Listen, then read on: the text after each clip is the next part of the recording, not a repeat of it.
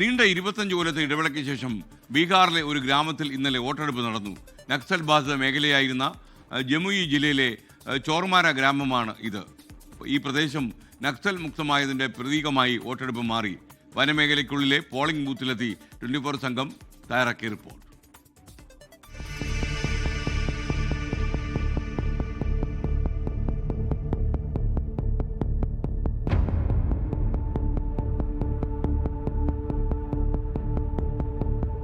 രാജ്യം നക്സൽ മുക്തമാവുന്നതിൻ്റെ കൃത്യമായ സൂചനകൾ കൂടിയാണ് ഇത്തവണ ബീഹാർ തെരഞ്ഞെടുപ്പിൽ നടന്നത്.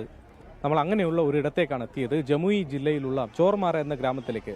ജമുയി ജില്ല ആസ്ഥാനത്ത് നിന്ന് ഏതാണ്ട് 10-30 കിലോമീറ്ററിലധികം സഞ്ചരിച്ച് വേണം ഈ ഗ്രാമത്തിലേക്ക് എത്താൻ. ഇതൊരു വനപ്രദേശമാണ്, നക്സൽ ബാധിത മേഖലയായിരുന്നു. ദുർഘടമായ പാത താണ്ടി വേണം നമുക്ക് ഈ പോളിംഗ് ബൂത്തിലേക്ക് എത്താൻ. ഇവിടെയുള്ള പ്രൈമറി സ്കൂളിലാണ് നമ്മളുള്ളത്. 20-25 വർഷങ്ങൾക്ക് ശേഷമാണ് ഈ പോളിംഗ് ബൂത്തിൽ ഒരു വോട്ടെടുപ്പ് നടക്കുന്നത്.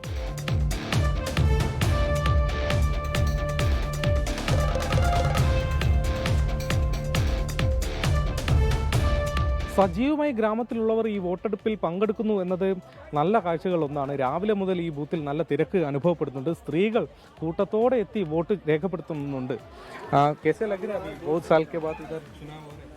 बहुत ही अच्छा लग रहा है जी। पहले बरहट में जाते थे हम लोग वोट देने के लिए।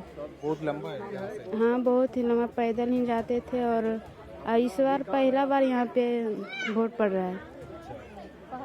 നേരത്തെ ബർഹത്ത് എന്ന, അതായത് ഇവിടുന്ന് ഏതാണ്ട് 25 കിലോമീറ്റർ അപ്പുറം സഞ്ചരിച്ച് വേണം അവിടെയുള്ള ഒരു പോളിംഗ് ബൂത്തിലാണ് ഇവർ വോട്ട് രേഖപ്പെടുത്തിയിരുന്നത്. പലരും കാൽനടയായി ആണ് ഇത്രയും ദൂരമൊക്കെ സഞ്ചരിച്ച് വോട്ട് രേഖപ്പെടുത്തിയിരുന്നത്. അതുകൊണ്ട് അത്രയേറെ ബുദ്ധിമുട്ടിയായിരുന്നു ഈ ജനങ്ങൾ കാലം ഇത്രയും, അതായത് ഈ 25 വർഷത്തിനിടെ വോട്ട് രേഖപ്പെടുത്തിക്കൊണ്ടിരുന്നത്.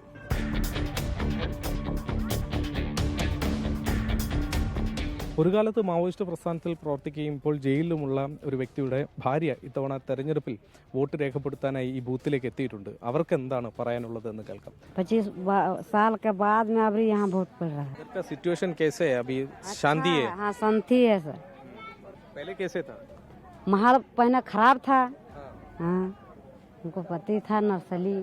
न गाड़ी का सुविधा, न रोड अच्छा। हम लोग का रोड भी देखो अभी नहीं बना है, बिजली भी नहीं है, यहाँ पानी का भी समस्या है। पहले कैसे था? पहले बहुत खराब था। बेटा बेटी को सबको ले जाता था और नक्सली में, और नहीं खाने के लिए देता तो मारपीट करता था तब के समय में। क्या बोल रहे? हाँ,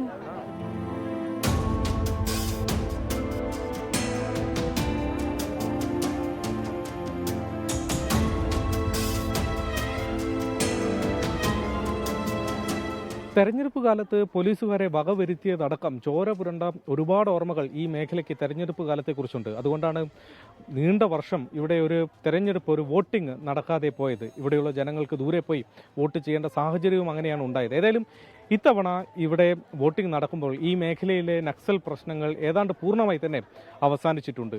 എന്നാൽ പോലും ഇന്നിവിടെ വോട്ടിംഗ് നടക്കുമ്പോൾ കർശനമായ സുരക്ഷാ വിന്യാസം നമുക്ക് കാണാൻ കഴിയുന്നുമുണ്ട്.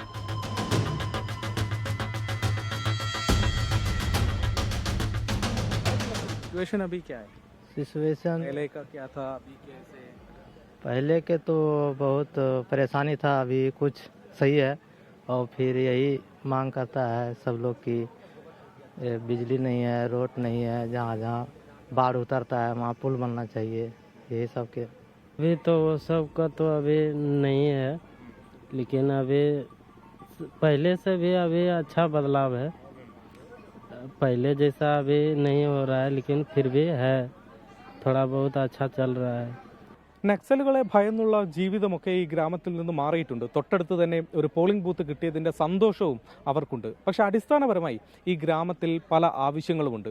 അതിൽ നല്ല വീട്, നല്ല റോഡ്, വീട്ടിൽ വൈദ്യുതി കണക്ഷൻ, ഒരു നല്ല സ്കൂള്. ഈ സ്കൂളിൽ പോലും 5ാം തരം വരെ മാത്രമാണ് പഠനമുള്ളത്. പിന്നീട് പഠിക്കണമെങ്കിൽ വളരെ ദൂരം സഞ്ചരിച്ച് വേണം അത് പഠിക്കാൻ വേണ്ടി. നല്ലൊരു ആശുപത്രി തൊട്ടടുത്ത് എങ്ങുമില്ല. അങ്ങനെ പ്രാഥമികമായ അവരുടെ അടിസ്ഥാനപരമായ ആവശ്യങ്ങൾ കൂടി വളരെ വേഗത്തിൽ നിറവേറ്റപ്പെടണം എന്നതാണ് ഈ തെരഞ്ഞെടുപ്പ് കാലത്ത് ഇങ്ങോട്ടെത്തുന്ന മാധ്യമപ്രവർത്തകരോടടക്കം അവർ പറയുന്നത്.